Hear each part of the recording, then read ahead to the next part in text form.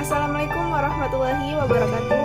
Perkenalkan, nama saya Lili Febrianti. Saya berasal dari kelas 3F Prodi Pendidikan Guru Sekolah Dasar Universitas Muhammadiyah Bangka Belitung. Di sini saya akan membuat video pembelajaran untuk memperbaiki ujian semester ketiga, materi dan pembelajaran UTS bersama waktunya Indriana. Baiklah, selamat menyaksikan.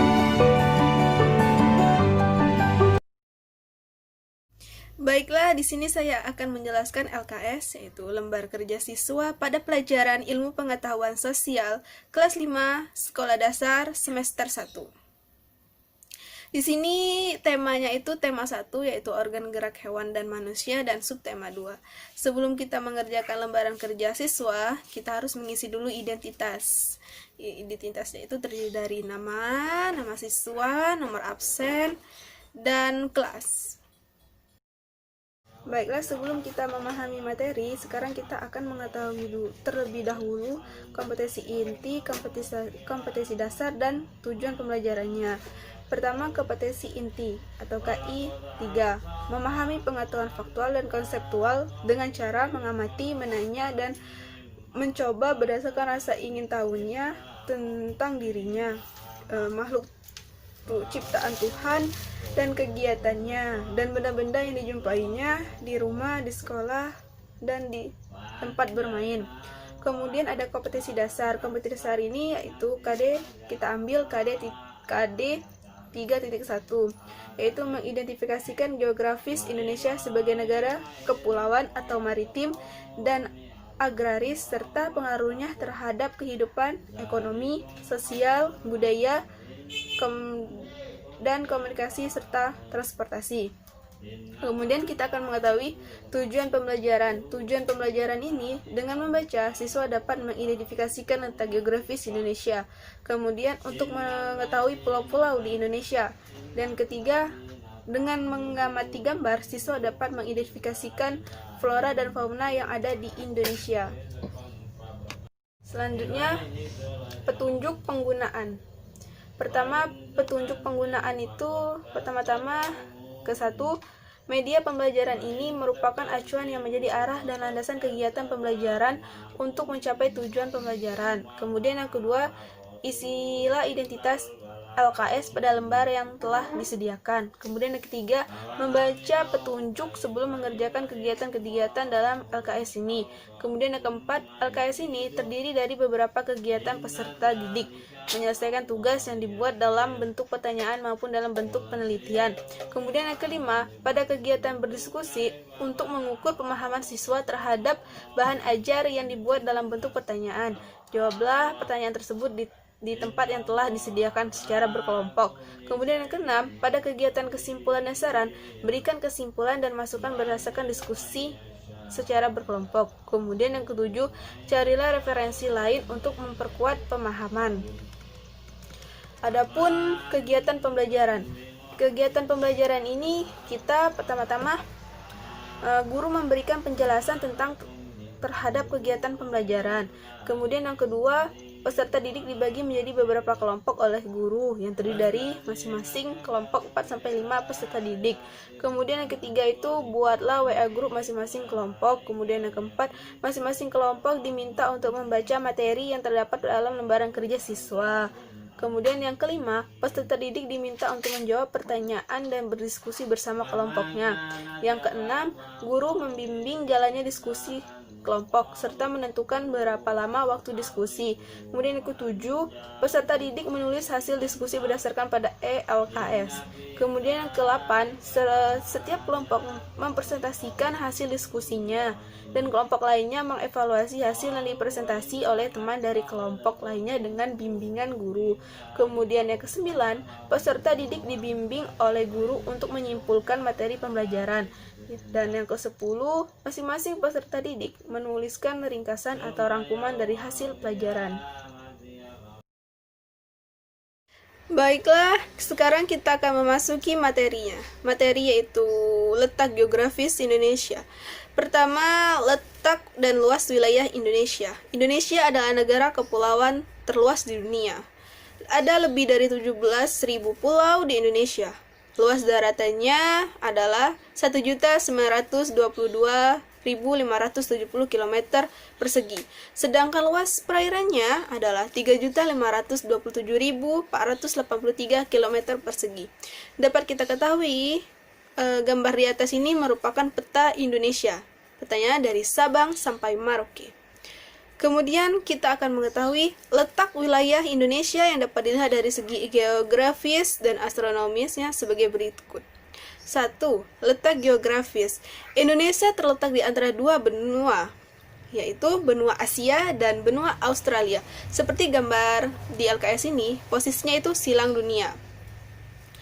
Jadi, kemudian diapit oleh dua samudra, yaitu Samudra Hindia dan Samudra Pasifik. Berdasarkan letak geografisnya, Indonesia berada di posisi silang jalur transportasi perdagangan yang ramai. Sebab itulah Indonesia memiliki beragam budaya dan suku bangsa. Kemudian, letak geografis Indonesia dapat kita lihat dari gambar ini, yaitu batas utaranya Selat Malaka, Laut Tiongkok Selatan, kemudian Samudra Pasifik dan Malaysia Timur. Kemudian batas baratnya itu Samudra Hindia. Kemudian batas timurnya Samudra Pasifik dan Papua Nugini. Kemudian batas selatan yaitu Australia, Samudra Hindia, Laut Timur dan Laut Arafuru.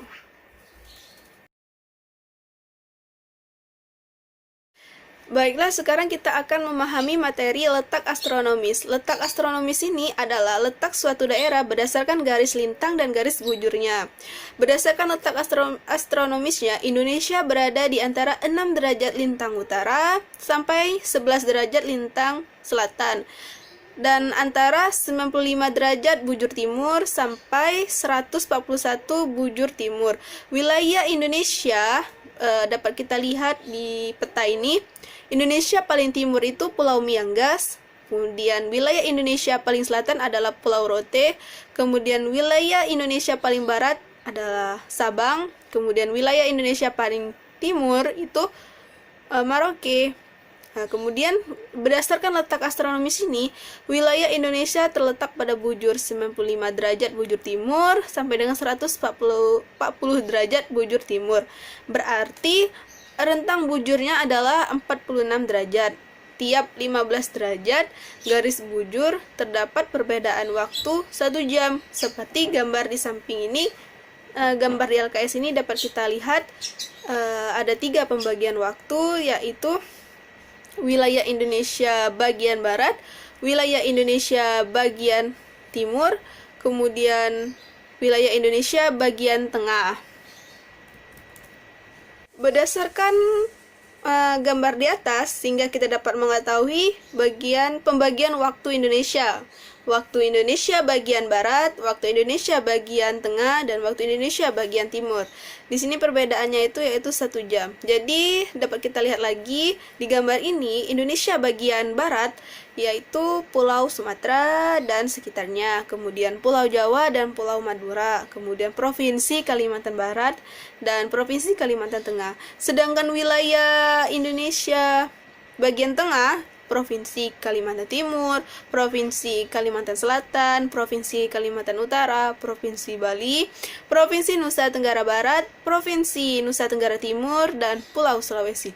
Kemudian waktu Indonesia bagian timur yaitu Provinsi Maluku, Provinsi Maluku Utara, Provinsi Papua, dan Provinsi Papua Barat. Selanjutnya di sini kita akan mengetahui letak geologis. Letak geologis ini adalah letak suatu wilayah berdasarkan susunan batuan yang ada di bumi. Berdasarkan gambar di atas, berdasarkan gambar di LKS ini, Indonesia berada di pertemuan 3 lempeng tektonik, yaitu lempeng Indo-Australia, kemudian lempeng Eurasia, dan lempeng Pasifik. Ketiga lempeng ini saling bergerak satu sama lain, ada yang bergerak saling menjauh, bertumbukan, atau bergesekan. Kemudian Indonesia juga termasuk dalam rangkaian pegunungan sirkum Mediterranean dan pegunungan sirkum Pasifik. Itulah materi tentang letak geografis Indonesia. Selanjutnya kita akan memahami pulau-pulau yang ada di Indonesia. Baiklah, di sini kita akan mengetahui pulau-pulau di Indonesia. Di sini ada 5 pulau yang terbesar di Indonesia, yaitu berdasarkan gambar di atas dapat kita lihat. Pertama ada Pulau Sumatera, kemudian ada Pulau Jawa, kemudian ada Pulau Sulawesi, dan Pulau Kalimantan, serta Pulau Papua. Dan itulah 5 pulau yang terbesar di Indonesia. Materi selanjutnya yaitu tentang flora dan fauna di Indonesia. Pertama yaitu flora. Flora ini maksudnya itu adalah tumbuhan yang ada di Indonesia. Contohnya hutan hujan tropis yang ada terdapat di sekitar garis khatulistiwa. Tumbuhannya sangat beragam sehingga sering disebut hutan heterogen. Wilayahnya antara lain di Pulau Sumatera, Pulau Kalimantan, Pulau Sulawesi, dan Pulau Papua. Kemudian ada hutan musim. Hutan musim ini adalah hutan yang terdapat di daerah yang memiliki musim kemarau yang cukup panjang. Contohnya hutan jati dan hutan pinus. Wilayahnya antara lain Jawa Timur, Nusa Tenggara, dan Sulawesi Selatan. Dapat kita lihat pada gambar di sini hutan jati dan hutan pinus. Kemudian yang selanjutnya hutan sabana. Hutan sabana ini adalah hutan padang rumput yang banyak semak-semaknya. Dapat kita lihat di gambar ini ya, hutan sabana. Kemudian ada hutan stepa. Hutan stepa ini adalah padang rumput yang luas tanpa pepohonan dan bersemak. Tanpa pepohonan dan tidak bersemak. Dapat kita lihat pada gambar di atas. Kedua hutan ini banyak terdapat di Nusa Tenggara Barat, Nusa Tenggara Timur, dan Madura. Kemudian hutan lumut. Hutan lumut ini adalah hutan yang hanya ditumbuhi oleh lumut. Dapat ditemukan di puncak Jaya Wijaya. Kemudian hutan bakau atau hutan mangrove adalah kumpulan pohon bakau yang tumbuh di daerah pantai yang berlumpur. Dapat kita lihat pada gambar di atas. Selanjutnya, yang kedua, kita akan mengetahui fauna. Fauna ini adalah hewan. Artinya fauna itu hewan yang ada di Indonesia. Jadi, pertama fauna asiatis. Fauna asiatis ini memiliki kesamaan dengan fauna yang hidup di benua Asia. Seperti ada harimau, harimau Sumatera dan Jawa. Kemudian ada gajah di Sumatera. Kemudian ada orangutan di Kalimantan. Kemudian ada badak bercula satu yaitu di Sumatera. Kemudian yang kedua kita akan mengetahui fauna peralihan. Fauna peralihan ini tidak memiliki kesamaan dengan fauna di Asia ataupun fauna di Australia. Contohnya komodo itu di Nusa Tenggara Timur, kemudian anoa di Sulawesi, kemudian burung maleo di Maluku. Kemudian yang ketiga yaitu fauna australis. Fauna australis ini memiliki kesamaan dengan fauna yang ada di benua Australia. Mamalia yang berukuran kecil, banyak terdapat burung berbulu indah dan hewan berkantong. Contohnya burung cendrawasih di Papua, kemudian kanguru di Papua, dan kasuari di Papua. Baik, jadi inilah materi yang saya bahas tentang letak geografis Indonesia.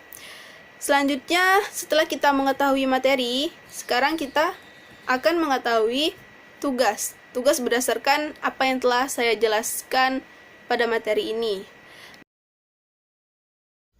Selanjutnya, setelah kita memahami materi yang ada di ELKS, sekarang ada tugas kelompok, di mana soal ini pertama, nomor 1, berdasarkan peta di bawah ini, identifikasikan luas dan letak negara Indonesia. Kemudian soal nomor 2, yaitu jelaskan rincian ini berdasarkan kondisi geografis gambar pulau di bawah ini. Gambar pulau di bawah ini itu Pulau Sumatera. Carilah kondisi geografis Pulau Sumatera berdasarkan peta, luasnya, batas laut, batas daratan, kemudian keadaan alam, nama-nama pantai dan laut, kemudian yang kedua nama-nama dataran rendah, yang ketiga nama-nama gunung. Kemudian nomor 3, gambarkan luas dan letak wilayah tempat tinggalmu. Adapun yang kamu tampilkan pada peta adalah sebagai berikut. 1. Pertegaskan posisi rumahmu. Yang kedua, batas-batas RT. Yang ketiga, rumah. Yang keempat, jalan. Yang kelima, ladang, kebun, sawah, bukit atau hutan. Yang keenam, sungai atau aliran air. Nomor 3 ini salah satu kelompok saja. Maksudnya itu rumah salah satu anggota kelompok kalian saja. Kemudian yang keempat, coba kalian analisis bahwa setiap 15 derajat mempunyai selisih waktu 1 jam.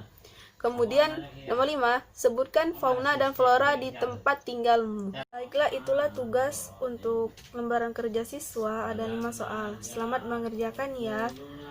Saya akhiri. Wassalamualaikum warahmatullahi wabarakatuh.